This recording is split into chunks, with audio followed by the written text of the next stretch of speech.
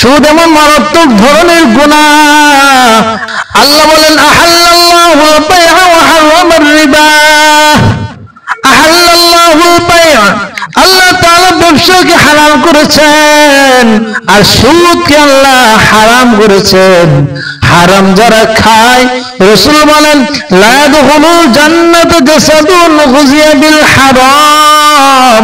যেই শরীর হারাম রক্ত মাংস থাকবে ওই শরীর কোনোদিন জান্নাতে ঢুকবে না। এই জন্য আল্লাহ রাসূল বলেন তোমরা সুদকে পরিহার করো।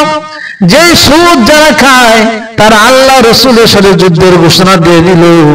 এই জন্য সুদের অনেক গুনাহ আছে। ইবনে আব্বাস বলেন হাসরের ময়দানে সুদখোরদের হাতের মধ্যে অস্ত্র দেওয়া হবে আর বলা হবে তোমরা আল্লাহর সঙ্গে যুদ্ধ করো। বলেন তো দেখি আল্লাহর সঙ্গে যুদ্ধ করা সম্ভব নেই। এই জন্য আল্লাহ রাসূল আরো বলেন সুদ যারা খায় সুদের কারণে ওই এলাকার ভিতরে আল্লাহর রহমত থেকে বঞ্চিত হয়, ওই এলাকার ভিতরে আল্লাহ পাকের গজব নাযিল হয়ে যায়। যে এলাকার মধ্যে দুইটা গুনাহ সবচেয়ে বেশি চলে, একটা হলো জিনা আর একটা হলো সুদ, ওই এলাকার ভিতরে আল্লাহর পক্ষ থেকে গজব দেওয়া বৈধ হয়ে যায়। এই জন্য সহিহ বুখারীর 766 নম্বর হাদিসের বর্ণনায় আল্লাহ রাসূল সাল্লাল্লাহু আলাইহি ওয়াসাল্লাম বলেন তোমরা 7টা গুনাহ থেকে নিজেদেরকে বিরত রাখো। ক্বালেন নবী সাল্লাল্লাহু আলাইহি ওয়াসাল্লাম ইজতানিবুস সাবআল মুবিকাত। ক্বালু মা হুন্না ইয়া রাসূলুল্লাহ। আল্লাহ রাসূল বলেন তোমরা 7টা গুনাহ থেকে বিরত থাকো। সাহাবারা বললেন ইয়া রাসূলুল্লাহ সেগুলো কি?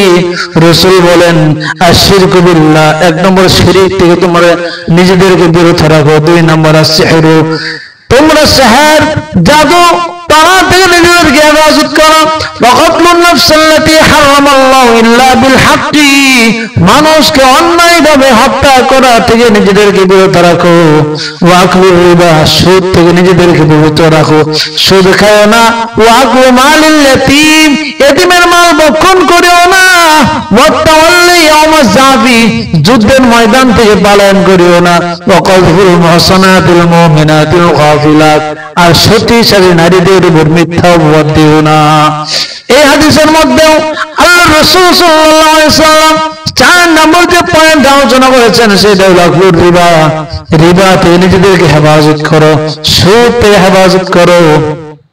এই জন্য আল্লাহ রাসূল সাল্লাল্লাহু আলাইহি ওয়াসাল্লাম মুসনাদ শরীফের হাদিসের মধ্যে এসেছে ফজর নামাজের পর সাহাবায়ে কেরামের দিকে মুখ ফিরে বসলেন এবং বললেন তোমরা স্বপ্নে, রাতে স্বপ্নে কিছু দেখেছ?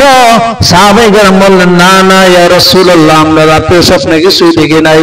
আল্লাহ রাসূল বলেন আমার কাছে 2জন ব্যক্তি আসছে, আমি একজন ব্যক্তির কাঁধে ডান হাত রাখলাম আর একজন ব্যক্তির কাছে বাম হাত রেখে তাদের কাঁধে ভর করে করে আমি সমতল জমিতে চলতে লাগলাম।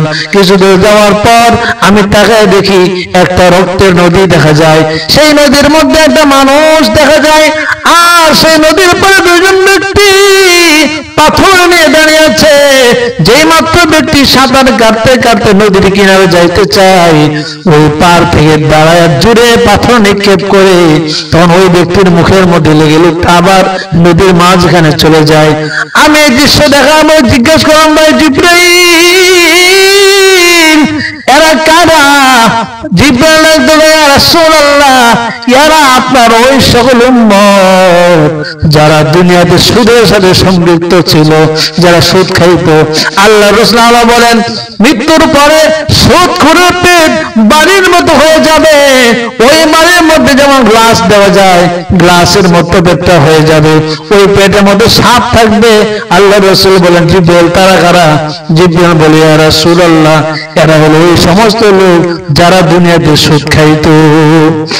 এই সুদের গুনাহ এত মারাত্মক ভয়াবহ গুনাহ, যারা সুদ খায় তারা নিজের পেটের মধ্যে সাপ ঢুকায়। যারা সুদ খায় সুদের কারণে তার পার্শ্ববর্তী মানুষের উপর গজব নাযিল হয়, সুদের কারণে সমাজের মধ্যে দুর্ভিক্ষ নাযিল হয়, সুদের কারণে সমাজের মানুষ অশান্তির মধ্যে থাকে।